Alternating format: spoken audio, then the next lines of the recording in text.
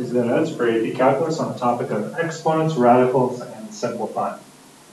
So let's review what it means to be a fractional exponent first of all, or sometimes referred to as a rational exponent. It really means you're taking a root. For example, one of the most common ones you'll see is x to the 1/2, which is the same as the square root of x. The way this works is the denominator of the fractional exponent, the 2, is the root, and in square roots we don't usually write the 2 because that's the most frequently used root, but it really is like an invisible 2 there. And the numerator of 1 can either be written on the inside, x to the first, or the outside. So you can see it's the square root of x to the first, or just the square root of x. In general, the rule for switching from a rational exponent to radical form is if you have x to the a over b as the exponent, notice again the root comes from the denominator. Just like on a tree, roots are on the bottom of a tree, right? The same here, the root is on the bottom of the fraction. So that becomes the root, the bth root. The numerator, again, can either go on the inside, right there with a, or usually it's easier to put it on the outside as an a there. Mainly because it's typically easier to take a root first before you do an exponent. All right. Now the rules for rewriting a negative exponent, remember, like x to the negative a is the same as 1 over x to the a. If you move it to the denominator, it turns it into a positive exponent. Similarly, if you have a negative exponent in the denominator and you move it to the numerator, that's how you change it to a positive exponent, or vice versa. Okay, so now let's look at just writing some expressions without fractional or negative exponents. How can we rewrite these? Start with this one. We've got y equals, we'll see x to the 2/3. The denominator is 3. So that goes, well, first the x is what's being raised to that, so the x goes inside the root. The denominator is a 3, so that becomes the root. And the numerator is a 2, so you can either put the square there or on the outside. See how you'd write it without fractional exponent there. The next one, we've got y equals again. But notice this time, the 2 is not in parentheses here. So only the x is being raised to the -4th power. So when you rewrite it, that 2 does not move. It just stays on the numerator. But the x to the -4, to make it a positive exponent, you move it to the denominator, it becomes x to the 4th. So that's how you get rid of that negative exponent. Now let's look at a couple a little bit more complicated. So this one's f of x, function notation equals. Let's start by taking a look at this one with a negative exponent. So the negative exponent, I'm just going to rewrite the other ones, leave them as they are for now. So that would be 32 to the 3/5, and x to the 3/4. And if we move that negative exponent to the denominator, that becomes 8 to the positive 2/3. So we cover the negative exponent first. Now let's switch all these fractional or rational exponents into radical form. So let's start with the 32 to the 3/5. Well, the 32 is what is being raised to the fractional exponent. So the 32 goes inside the root. The 5 is on the denominator, so that becomes the root. And the 3 is on the numerator, so that becomes the exponent. So that's the 5th root of 32 squared. And here's where you can see why it's usually easier to put that 2, that exponent on the outside instead of inside. So here our next step is going to be take the 5th root of 32 and then square it, which is easier than if you were trying to just take 32 squared, figure out what that is, and then take the 5th root. And on this one, again, x is what's being raised to the fractional exponent, so x goes inside the root. The 4 is on the denominator. Root 0 is on the bottom, just like a tree, remember? And this is the 4th root. And then again, that cubed can either go on the inside, or usually it's easier to write it on the outside. And on the denominator, 8 to the 2/3. Well, the 8 is what's being raised to the 2/3 power. So it would go inside the radical. The 3 is on the denominator, so that becomes the root. So it's the cube root of 8. And then exponent is 2, so that 2 goes to the outside.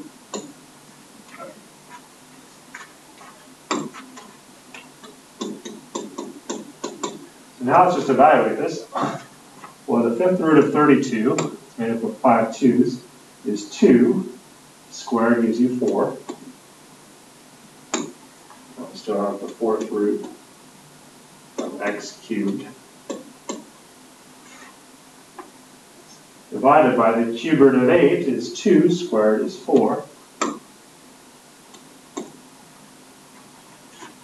So in this case, those 4's reduce out. All that's left, simplified form. Oops, I think I made a mistake here. Let's go back here. This was 32 to the 3/5, and I accidentally wrote a 2 as the exponent. Sorry about that. That should have been a 3. So that actually would have been, fifth root of 32 is 2 to the 3rd is 8. So that 4 there, apologize there, should have been an 8. And when we reduce it, you're left with a 2. We don't completely reduce that. There's still a 2 left. So the f of x equals 2, and then 4th root of x cubed.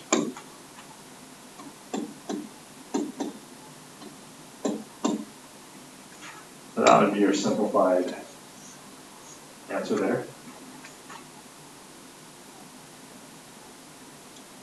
Now let's take a look at another one here. This one has a negative exponent in the numerator and denominator. So let's first move those. Notice the 3, again, it's not in parentheses, so only the x is being raised to the negative 4/5. So the 3 stays where it is. Then that x to the 4/5 moves to the denominator to turn into a positive exponent, x to the positive 4/5. And x plus 2 to the negative 1/2, that moves up to the numerator to become x plus 2 to the positive 1/2. Now let's just switch it into radical form.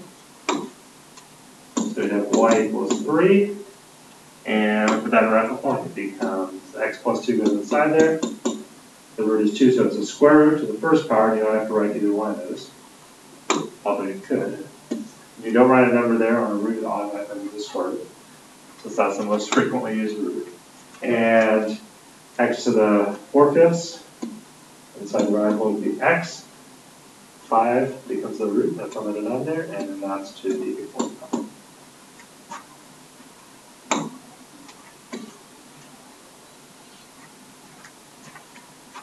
Okay, let's take a look at some more examples now. These, we're going to see one of the uses of writing things, getting rid of negative into fractional exponents and putting in radical form. It tends to be easier to evaluate when you have to plug in a specific number. So we're going to first simplify this all the way and then substitute an 8 to find h of 8. The same thing on the other one. So let's first simplify it. Write without fractional and negative exponents in order to figure out what h of 8 is. So h of x is 18 over, move that to the denominator, x plus 1 to the 3/2 minus the 2/3, or the negative exponent first. Notice this is a separate term here, so this only moves the denominator of this one. We've got a minus, and this one just stays next to the 2/3 there. Now, let's just switch these to radical form. So h of 8 would be 18, and the radical form, this would be the square root of x plus 1. You write a 2 there for 1, 2, and then that's cubed. Minus, in radical form, this would be the cube root of x, 3 comes from the denominator, squared. And now, that's what h of 8 x is. Now let's use that to find h of 8. So now we substitute in 8, we'll have 18 over the square root of 8 plus 1 cubed minus the cube root of 8 squared. Let's keep simplifying it now. So 18 divided by, well, that's 9. 8 plus 1 is 9. Squared of 9 is 3. Cubed is 27. Minus the cube root of 8 is 2. Squared is 4. Let's go a little bit further here. We can reduce that. We can divide 18 and 27 by 9. 18 divided by 9 is 2. 27 divided by 9 is 3, so that's 2/3. So if we get a common denominator, 4 is the same as 12 thirds. And 2 thirds minus 12 thirds is negative 10 thirds. So that's what h of 8 is. You can make it a mixed number if you want to, negative 3 and 1/3, but that's not necessary. Now let's take a look at another one here. This is v of t equals this expression here. We want to find v of 9. So again, let's first simplify it. Switch these to radical form. That'd be 4. This time there's no negative exponent, so just switch it to radical form right away. Be the cube root of t minus 1 to the first, but we don't have to write that because that doesn't change anything. Over 3 minus 4. This would be the square root of t cubed.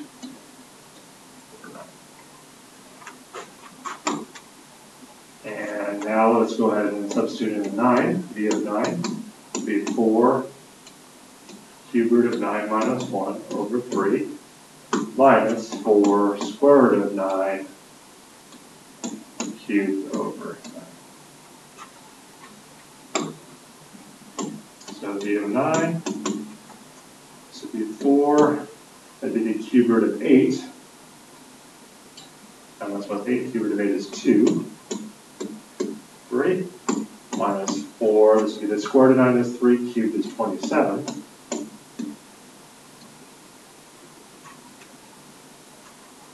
Keep simplifying here, so v of 9, that would be 4 times 2 is 8, so this would be 8 thirds minus, here 9 goes into 27 3 times, so that would be just minus 12, but we want to make it a common number of 3, so 12 is the same as 36 thirds. So v of 9, 8 thirds minus 36 thirds is negative 8 thirds.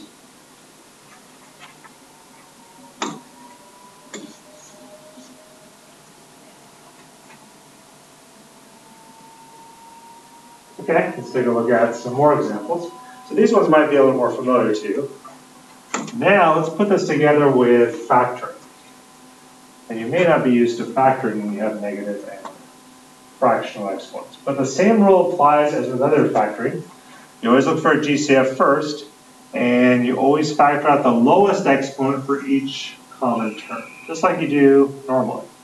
Just sometimes the lowest exponent might be negative or it might be a fraction. Okay. And to see what's left, the remaining exponent must add with the exponent of the term factored out to equal the original exponent because of this rule here. So we'll talk about that on these examples here. All right. So factor and then simplify. All right. So let's see if we can find a GCF on this one at all. So let's look at the coefficients, 3, 6, and 33. Well, 3 goes into all those, so we factor out a 3. And then we've got x to the negative 2, x, and x to the negative 1. So the lowest exponent there is negative 2, so we can actually take out x to the negative 2 as our part of our GCF. Just happens to be negative. So now let's see what's left. Well, we factored out 3x to the negative 2. That's basically everything of this term. When you factor out everything, it doesn't just go away. It leaves a 1 there. Just think if you distribute this back, it would have to give you back 3x to the negative 2. So 3x to the negative 2 times 1 would be 3x to the negative 2. Plus, well, let's see. When you factor the 3 out of the 6, you're left with 2, because 3 times 2 gives you 6. And here's the part which initially might seem a little bit more confusing here. We had x, the question is, what's left of that exponent when you factor out x to the negative 2? So a few different ways you can look at this here. So the way I usually think about it is if we multiply this back together, distribute it back out, x to the negative 2 and x to what would give you x to the first. And here's where this rule comes into play. When you multiply, you add the exponents. So what's going to have to add to negative 2 to give you 1? That would be 3. That's one way of looking at it.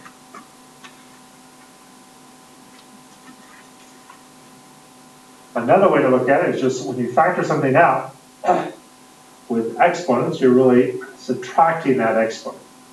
So this was a 1, and we factored out a negative 2, so you're subtracting negative 2. 1 minus negative 2, the negatives cancel out, gives you 3.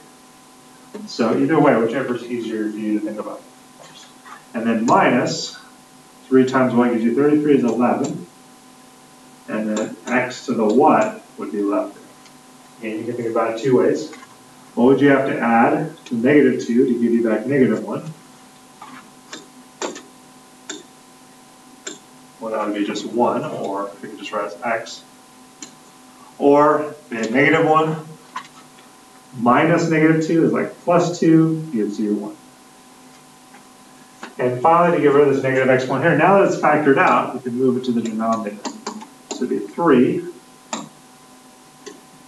1 plus 2x cubed minus 11x. You can change the order of those terms if you'd like to. Don't have to. Over, now it's factored out, now it can be moved to the denominator as x squared.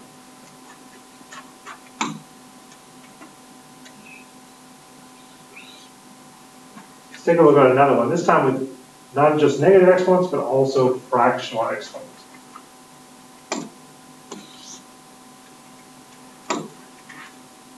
So this one we've got f of x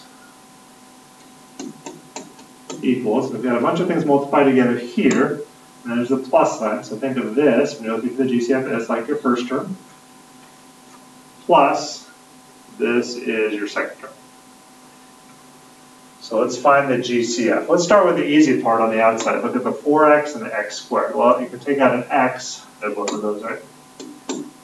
So part of your GCF is just x up there. And then they both have an x minus 3, but with different exponents. This one has x minus 3 to the 1/2, and this one has x minus 3 to the -1/2. Well, if we apply the same rule of always factoring out the lowest exponent for each common term, since they have these x minus 3's in common, the lowest exponent is -1/2. So also take out, as part of our GCF, x minus 3 to the -1/2.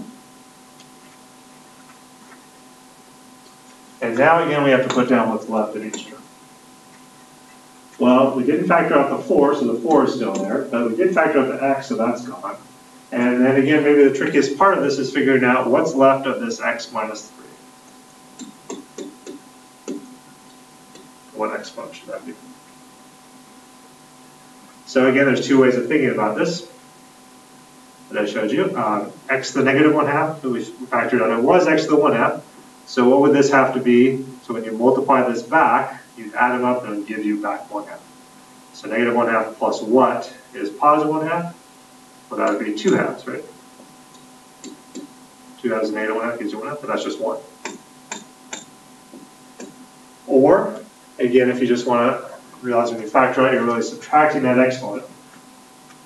1/2 minus -1/2, and like plus 1/2 gives you 1. So you know, whichever way is easier for you to think about. Plus, here we factor out an x that was x squared, so we still have an x left. Again, x to the first and x to the first, we give you back x squared. And here we took out the x minus 3 to the -1/2 completely, so that's completely gone on that second term. And now it's just a matter of simplifying it from here. Again, we've got x as part of our GCF. And now that we have this factored out, now it's going to be moved to the denominator as x minus 3 to the 1/2. And then in order to simplify this, you can just distribute out what's left there.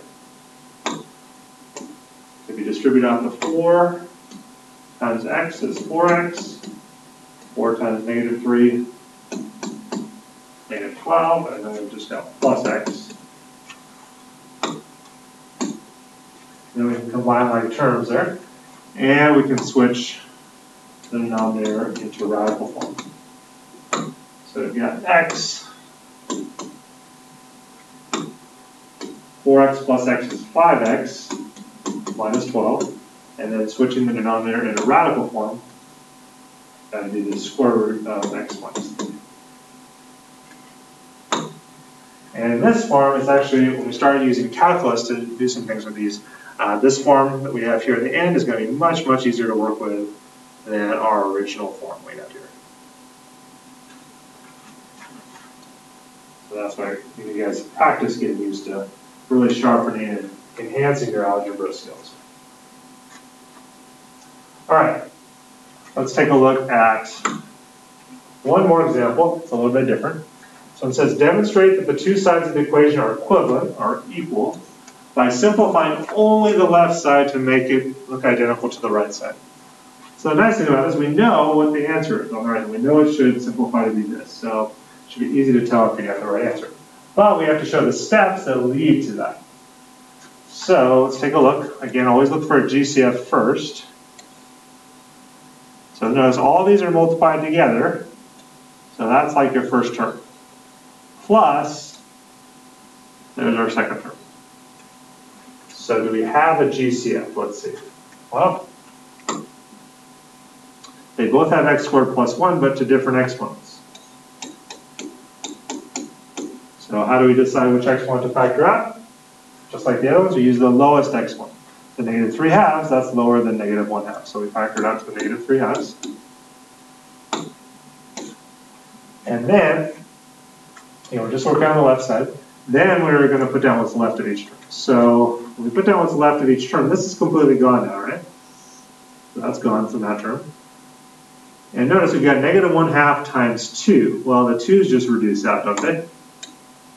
You multiply those together, so that's just negative. Negative is still there. And then x times x gives you x squared. So that's negative x squared is left of that term. And then here's the plus sign. So plus, again, to figure out what's left of this term, we got x squared plus 1 to what exponent there? And you can ask yourself, what exponent would you have to add to negative 3/2? That would give you back 1/2. Sorry, negative 1/2. Well, that'd be positive 2/2, which is just 1. Or you're really subtracting this, so when you factor out the negative x to the negative 3/2, negative 1/2 minus negative 3/2, it becomes plus 3/2. Negative 1 plus 3/2, negative 1/2 plus 3/2 is 2/2, which reduces to just be 1. So now let's go ahead and simplify again. We're just working on the left side. This is x squared plus 1 to the negative 3/2. Combine our like terms here. Negative x squared plus x squared, those cancel out, so all that's left is 1 here.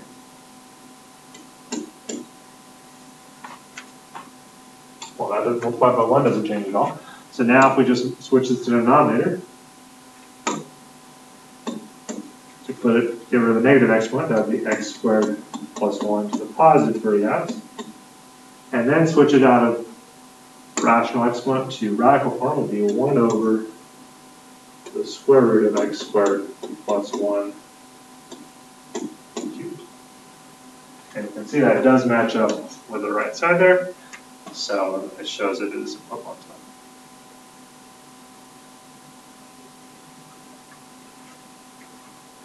And that concludes the notes for AP Calculus on the topic of exponents, radicals, and simple functions.